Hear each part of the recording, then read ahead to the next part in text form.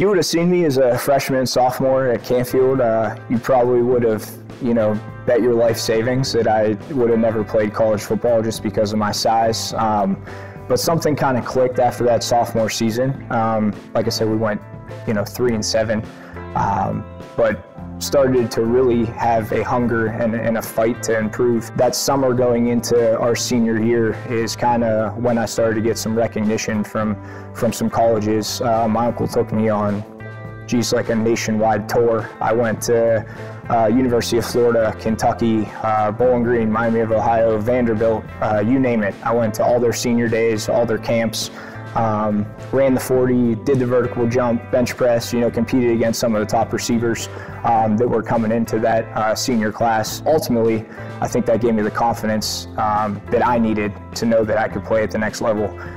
Guarding kids that had full rides to Auburn and stuff like that, and staying with them step by step, and beating them in the 40, and realizing that I had a shot. Yeah, after the recruiting process, ultimately decided to attend Villanova University in Philadelphia. My mom jokes with me that I chose that school because they brought her to the King of Prussia Mall, which is the second largest mall in the U.S. But no, ultimately chose that for, their football program. Andy Talley built, one heck of a football program there from scratch in the 80s. They got rid of their football program for a couple years, and Coach Andy Talley brought it back as a 1AA or FCS program. Now built that up from all freshmen that first year to really a powerhouse at that division. So that was very intriguing to me. Obviously coming from Youngstown to a big city like Philadelphia was a little scary at first, but also very exciting to me to move to a new place like that. And then the academics that they brought to the table, is unmatched. They just got voted in the top 50 universities in the U.S. So that was ultimately what led me to that decision. I was recruited by Villanova to play running back. They were one of the only schools that wanted me to play offense, and was kind of innately a defensive player. My career, like before, didn't get switched to running back till my junior year of high school. So Villanova, being one of 3 schools that wanted me to play offense, was exciting, and wanted to carry the ball, wanted to score touchdowns. So ultimately, made it to Villanova, started at running back my freshman year, was also a kick returner. There's a lot of people I played against that I actually played against in high school. Charles Babb is a guy you might remember. He played at Colgate and was a awesome quarterback for Alliance my senior year. Some of the guys that I played with at Villanova are still in the league today or playing professional sports. Ben Igelana was a draft pick that's still with the New York Jets. Matt Caesar is a big name from our year.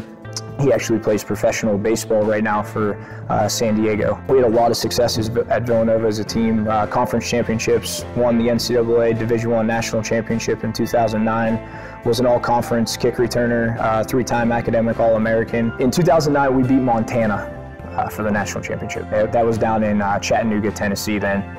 Before they moved it to Frisco, Texas. After winning the national championship in 2009, we were favorites to win it in 2010, and due to some injuries and some unfortunate performances, we dropped a couple of games that year and ended up losing our home field advantage in the playoffs, and we had to travel all over the place.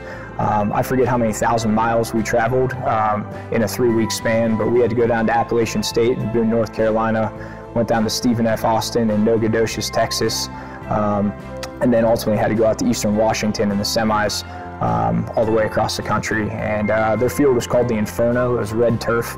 Last game I ever played in my college career, or football career in general, December 18th, 2010, and on that red turf, so I'll never forget it. But we were on ESPN2 that game, ended up returning the opening kickoff 86 yards to put us up 7-0.